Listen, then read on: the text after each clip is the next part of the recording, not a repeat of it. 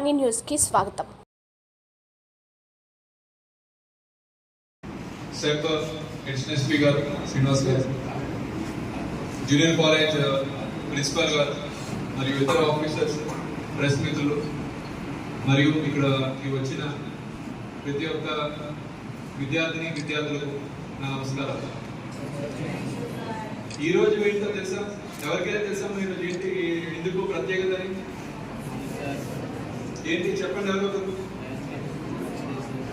ఎవరు నుంచి drug abuse and illicit trafficking అంటే ఏ రకమైన డ్రగ్స్ కానీ ఏదైనా అవి కన్జ్యూమ్ చేయడం కానీ దాని సంబంధించి ఎంటైర్ కల్టివేషన్, ట్రాన్స్పోర్టేషన్ అన్ని కూడా నిర్మూలించమని చెప్పి ఒక అవేర్నెస్ కార్యక్రమం ఈరోజు పెట్టడం జరిగింది. మన ఏఎస్ఆర్ డిస్ట్రిక్ట్ కొన్ని విషయాలకి చాలా ప్రత్యేకత ఉన్నది. ఒకటి, వెనుకబడి ఉండడంలో మన డిస్ట్రిక్ట్ ఎక్కువగా వినిపిస్తుంటది. రెండు, గంజాయి విపరీతంగా కల్టివేట్ చేస్తున్నారు.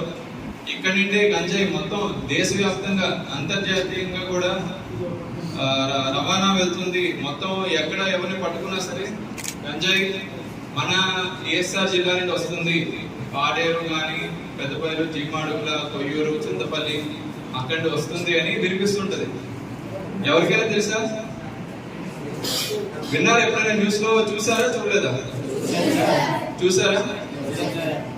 ఇంతకుముందు 2-3 సంవత్సరాల క్రితం వరకు కూడా గంజాయి విపరీతంగా పండించేవారు మన జిల్లాలో.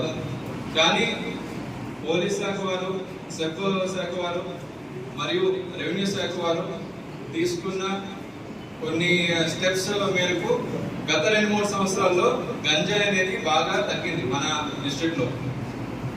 2 సంవత్సరాల క్రితం మనం 7,000 ఎకరాల గంజాయి మొక్కల్ని కొట్టడం జరిగింది. అంటే ఎంత ఎత్తున గంజాయి ఇక్కడ పండిస్తున్నారో మీరు ఊహించుకోండి. ఈ సంవత్సరం, గత సంవత్సరం మనం కేవలం 600 ఎకరాలకి కొట్టడం జరిగింది. అంటే అలా సంవత్సరం పై సంవత్సరం తగ్గకుండా వచ్చింది.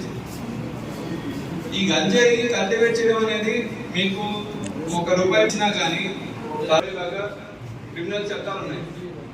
చాలా మంది మన జిల్లాకు సంబంధించిన యువకులు తెలిసే విషయం, వాళ్ళకి బెయిల్ రాదు, వాళ్ళకి బెయిల్కి అప్లై చేసుకునే స్తోమత ఉండదు. మన మన్యం వార్తా విశేషాలను వీక్షించేందుకు మన మన్యం న్యూస్ యూట్యూబ్ ఛానల్ని సబ్స్క్రైబ్ చేసుకోండి. అలాగే మీ ఫ్రెండ్స్ అండ్ ఫ్యామిలీ మెంబర్స్కి షేర్ చేయండి.